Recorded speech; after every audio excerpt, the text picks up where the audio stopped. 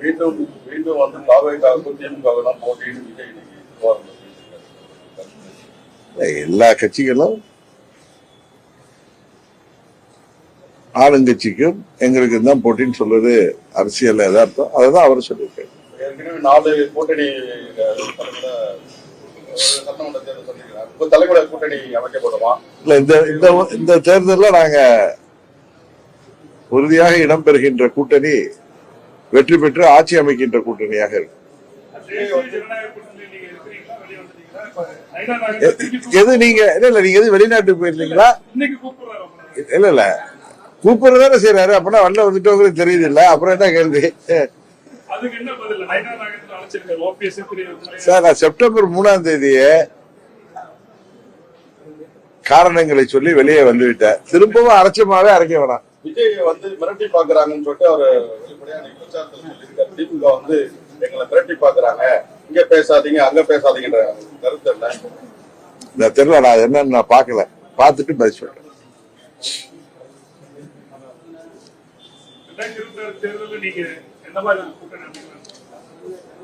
அம்மா மக்கள் முன்னேற்ற கழகம் இடம்பெறுகின்ற கூட்டணி தான் வெற்றி கூட்டணி.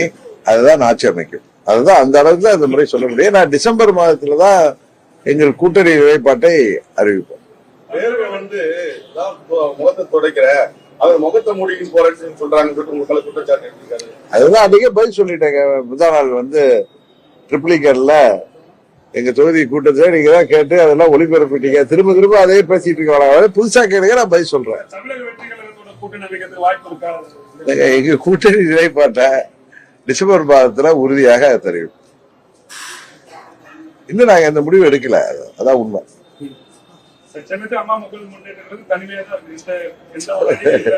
இல்ல அம்மா மக்கள் முன்னேற்ற கழகம் ஏற்கனவே இருந்த தேசிய ஜனநாயக கூட்டணியிலிருந்து வெளியேறிவிட்டது.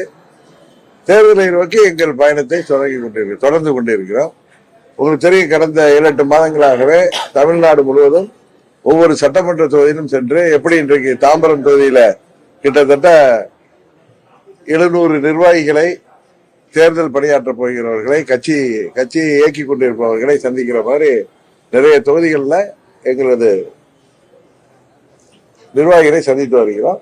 இன்னும் 2 மாதங்கள் அதை போல தொடர்ந்து செய்வோம். டிசம்பர் மாதத்திலிருந்து எங்களுடைய தேர்தலுக்கான பிரச்சாரம் மற்றதெல்லாம் தொடரும். உங்க தலைமையில கூட்டணி உருவாமா? ஏன்னா பிஜேபி காரசாரமா பேசுறீங்க, திமுகவும் காரசாரமா பேசுறீங்க, எடப்பாடியும் காரசாரமா பேசுறீங்க. இல்ல உங்க தலைமையில இல்ல எனக்கு தெரிந்தவரை இப்ப ஆளுங்கட்சி திமுக கூட்டணி, தேசிய ஜனநாயக கூட்டணி, விஜய் அவர்கள் தலைமையிலான ஒரு கூட்டணி, சீமான் அவர்கள் தலைமையிலேயே ஒரு கூட்டணி வரலாம் என்று நான் நினைக்கிறேன். நீங்க பொறுத்திருங்களா? நாங்க இல்லங்க, எனக்கு தெரிந்து 4 கூட்டணிகள் வர இருக்கின்றன.